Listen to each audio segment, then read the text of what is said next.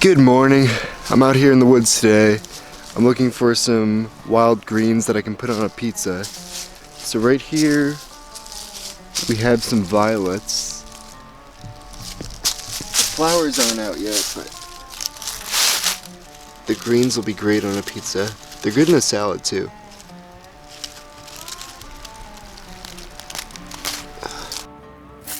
Violet greens and their purple flowers are some of the first plants to emerge in the early spring. I just found some young stinging nettles by the creek.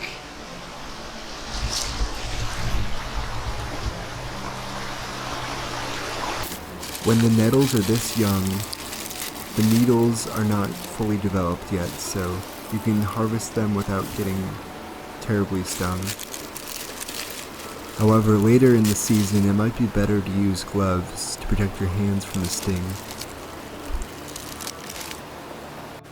Stinging nettle is one of the healthiest and most nutrient-dense greens in the forest.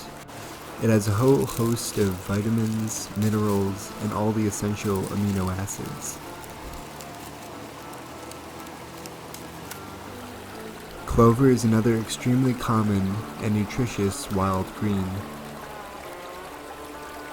It can be eaten raw, cooked, or dried and made into tea.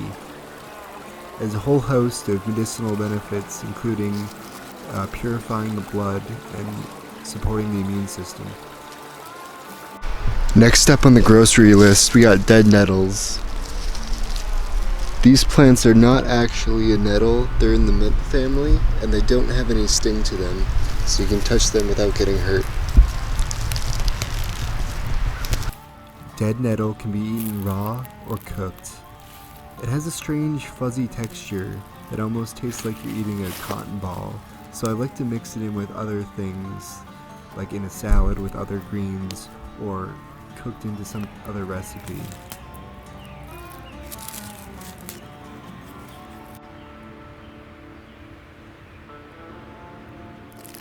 Chickweed is the best tasting spring green to me. The taste and texture reminds me of baby spinach. There is one poisonous lookalike of chickweed to look out for, which is scarlet pimpernel. That plant has reddish flowers and red spots under the underside of the leaves, whereas chickweed has white flowers and no spots under the leaves. The last plant I have to gather for my meal is onion grass or wild onions. I'm going to use this plant like I used it last time as a base for the pizza with the Scallion pancakes.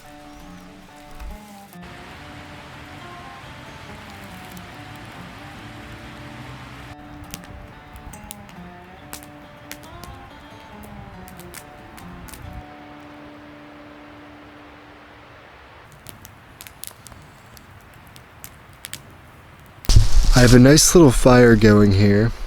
I'm going to make a pizza with the wild greens I collected, but first I'm going to make the scallion pancake recipe I made a couple weeks ago and use that as the base for the pizza, then add the tomato sauce and mozzarella and all the other herbs as well.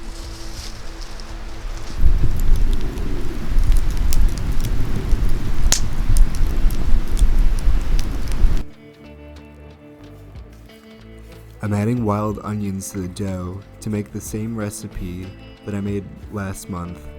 However, this time the scallion pancake is going to be the base for a pizza.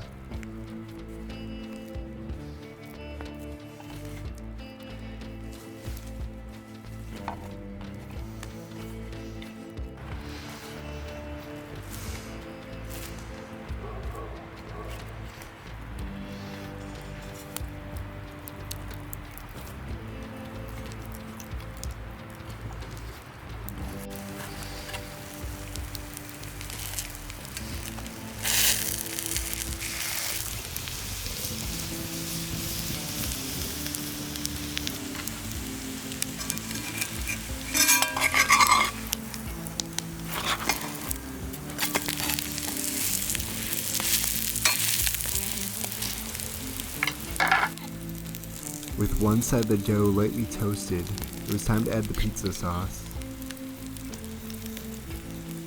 Sometimes I forget that a little pizza sauce goes a long way, and instead I just add a ton. Fortunately, this crust was pretty thick, so it would soak up any extra liquid. Now I'm going to add stinging nettles to the pizza sauce.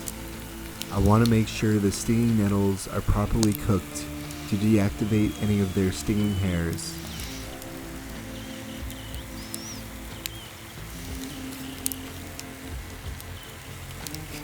Next up is the mozzarella. Obviously, any good pizza needs cheese.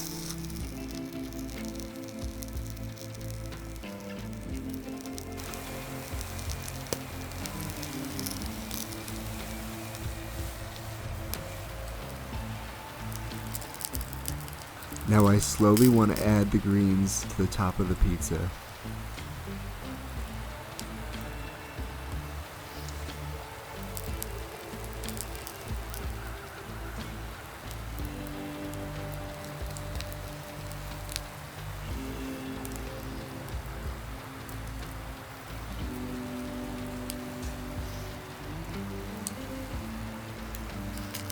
Finally, I add the dead nettles for the finishing touch.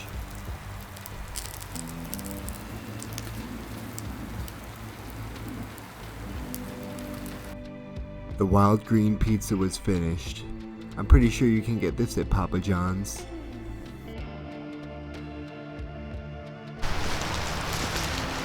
Alright. So the pizza is complete. Little personal pan pizza with too many wild greens. Got some chickweed hanging off there.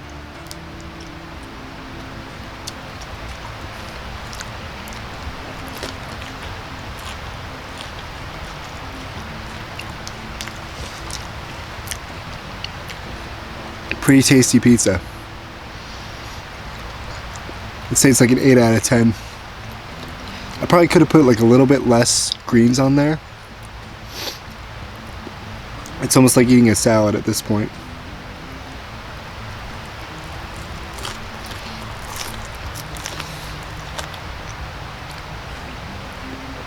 This thing has a super thick crust.